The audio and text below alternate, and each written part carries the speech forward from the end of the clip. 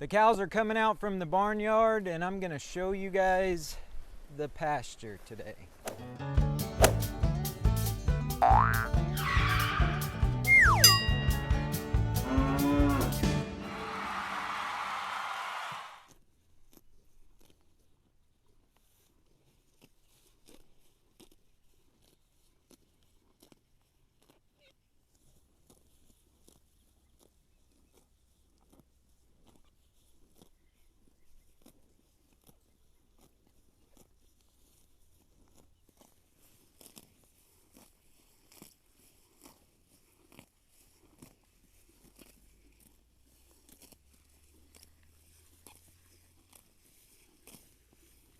Hey guys, welcome back to Dexter Ranch. Just let the cows out on pasture, and last week I made a video called Money for Pasture Clearing.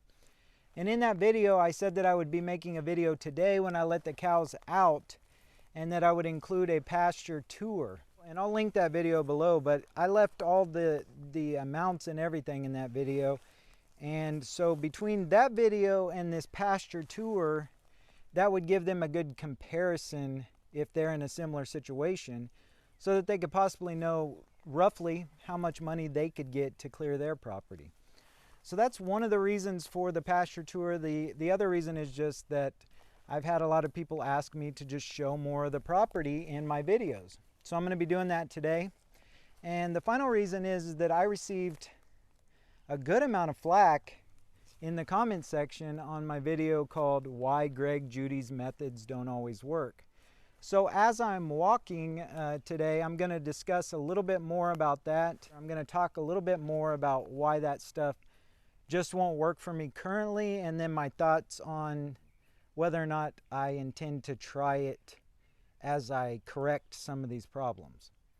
So this first area that the cows are coming out to is about a 3-acre paddock, and for reference it's just right behind the house there in the shop. And this is probably one of the more cleared out areas of the property. I've done quite a bit of cutting back here. You can see a pile of trees right back there, and then you can see this big dark green circle of grass. That's some ryegrass that I planted because there was a burn pile there and it just destroyed the grass. So I planted some ryegrass there last fall and it started to come up, but this is one of the better parts of the property here. Just keep your eyes behind me as we're walking through the pasture tour here. When I turn this corner right here, you'll be able to see the barn right behind me, which will give you kind of a reference, because most of the videos have been filmed up there by the barn since I started my YouTube channel, because it's been winter. But speaking of starting my YouTube channel, I'm really close to 500 subscribers, so if you haven't subscribed yet, that's one of my interim goals, is to get to 500 subscribers, and I'd appreciate you subscribing if you haven't yet, so consider that. But moving on, the cows are going to be out on pasture for a pretty short amount of time this year. Really, they're only going to get to stay out there until probably July, which is about 2 months, because that's going to be when the guy comes to start cutting the trees again. At that point, the pasture will just be destroyed from the skid steers tracking back and forth across it, and there just won't be much out here. And to be honest with you, I'm not certain, but I think that they'll be really close to going through whatever grass is here by July, depending on how much rain we get. So unfortunately it's going to be a short year for them on pasture, but once again, it just is what it is. But as I'm walking here, you've already seen, and this is what you've seen so far is one of the areas that was really bad, that I've done some cutting in. Basically the guy's just coming back here and basically just creating alleys is all he's doing. He's not trying to take every single tree out. Up until this point, he has not been. When he comes this next time, the goal will be to remove everything minus the fence line, which I will have to do manually because they just can't get the skid steers up on the fence lines, and they'll destroy the fence and they'll destroy their equipment, and it just won't work. But as you can see, going back to the Greg Judy video, people, they say that this rotational grazing is where it's at. And I totally agree that rotational grazing would give you the most grass out of your pasture, and it would also provide the best pasture health. So I'm not disagreeing with that. And I know that it can be kind of annoying when somebody's like not getting something. So that's not the case. I'm getting it. I totally understand. In a situation like this, for sure, you're not going to be able to do efficient moves with cattle. For me, it would be an extreme undertaking to try to move these cattle every single day on this property in its current condition.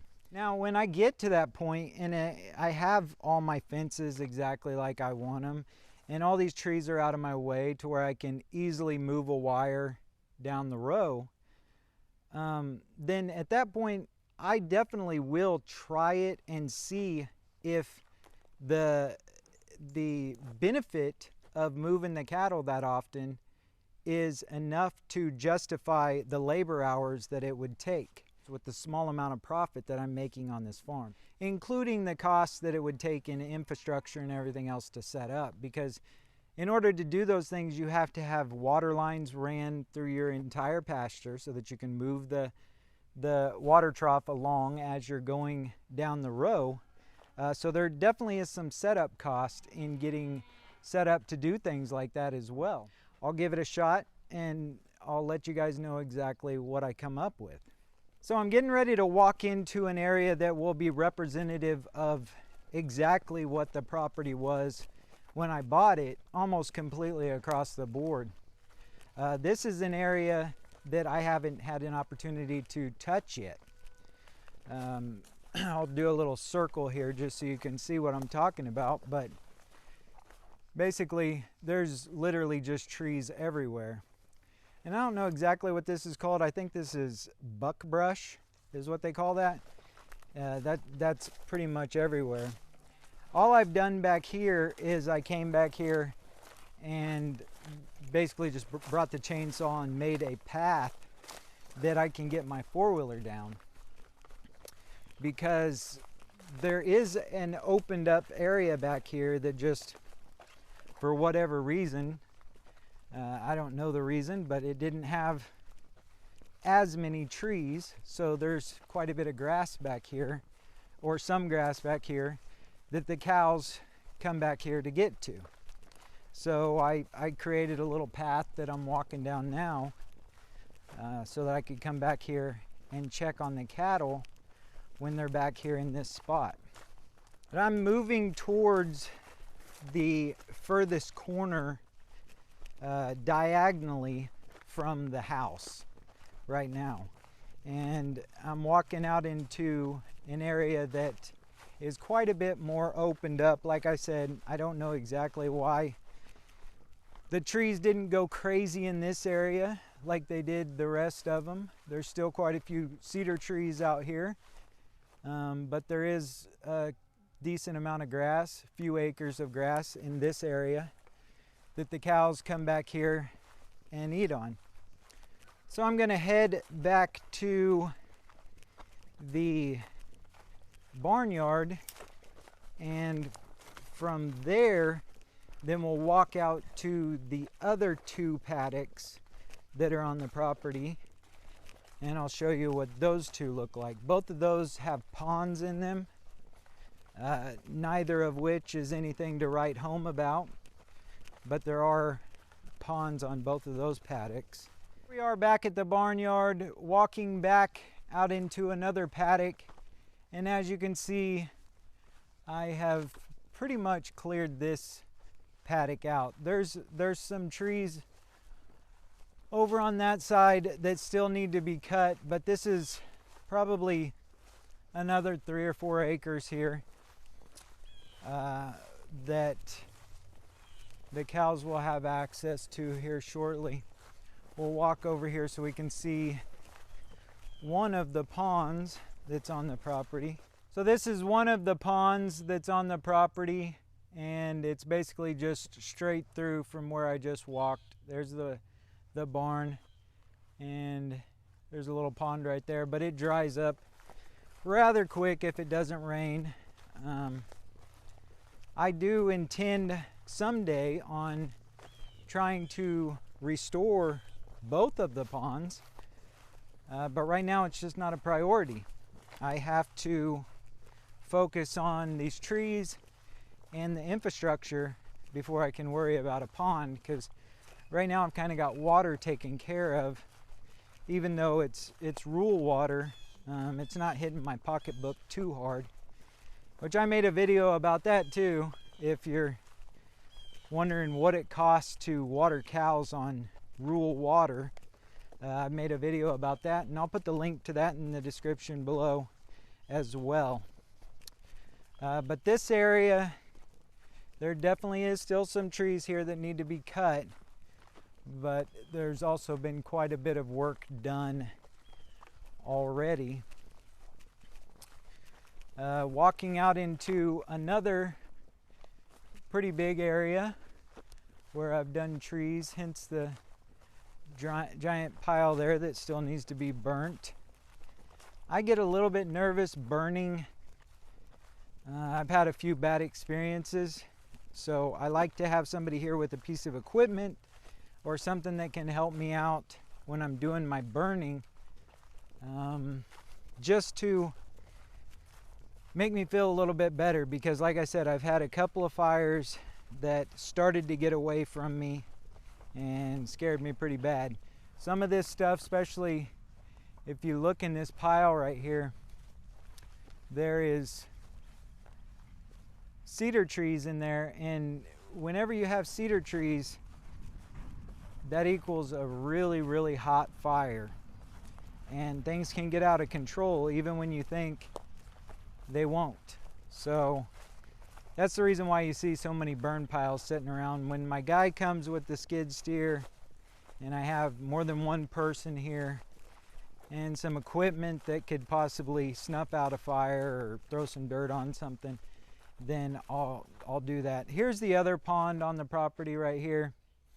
And this is probably the better pond, but it also goes dry if we don't get rain for a while. So both of these would need to be repaired. But this one actually could turn out to be a pretty decent pond. It's got a nice big dam that goes all the way around that side of it. It's just covered with trees right now. And that might be part of the reason why it's going dry, is because all those trees are just sucking up all the water. But we're coming up to basically the corner of the property this direction in the road, and all of this fence here will need replaced, just because it's just had trees growing on it for so long. It's just trashed. So all that fence will need to be replaced. It does keep the cows in, barely, but it does do the job for now. So I'm doing a lot of walking back and forth here, but this is kind of the way you have to move on the property because of all the trees. I mean, unless you just want to walk through them.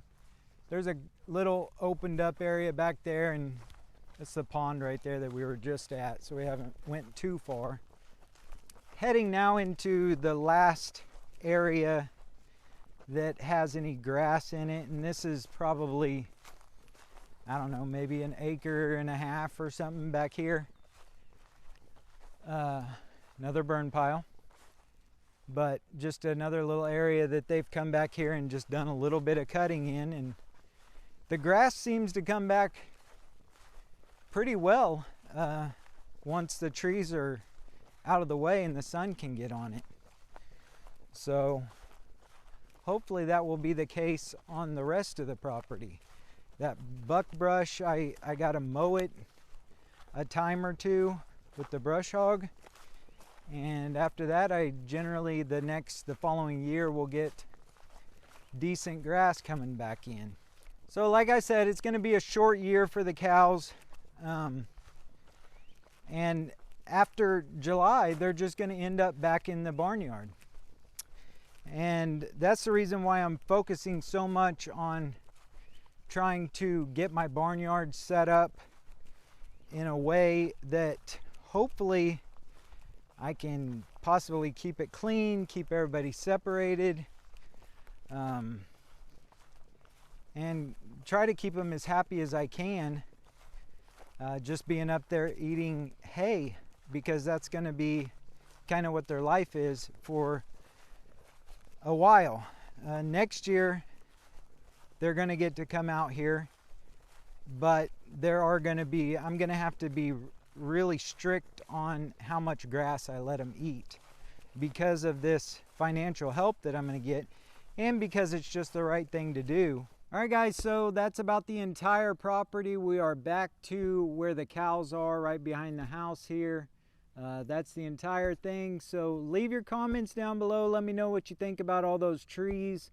Let me know what you think in regards to the Greg Judy stuff. If you still think rotational grazing is a possibility even in a situation like this. Make sure you hit the like button and don't forget to subscribe to Dexter Ranch, and we'll see you guys on the next one. Bye.